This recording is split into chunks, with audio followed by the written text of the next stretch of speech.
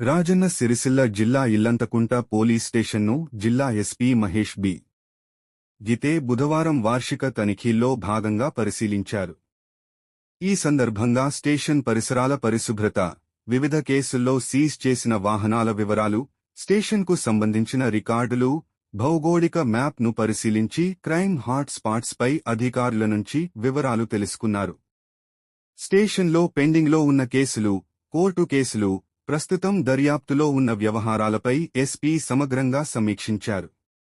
కేసుల పురోగతి, దర్యాప్తు నాణ్యత, శాంతి భద్రతల పరిస్థితులపై అధికారులను అడిగి తెలుసుకుని పలు కీలక ఆదేశాలు జారీ చేశారు. ఈ సందర్భంగా ఎస్పీ మాట్లాడుతూ ప్రజలకు మరింత చేరువయ్యేలా పోలీస్ విధులు ఉండాలని, ప్రతి ఫిర్యాదుపై తక్షణమే స్పందించి బాధితులకు చట్టప్రకారం న్యాయం జరిగేలా చర్యలు తీసుకోవాలని సూచించారు.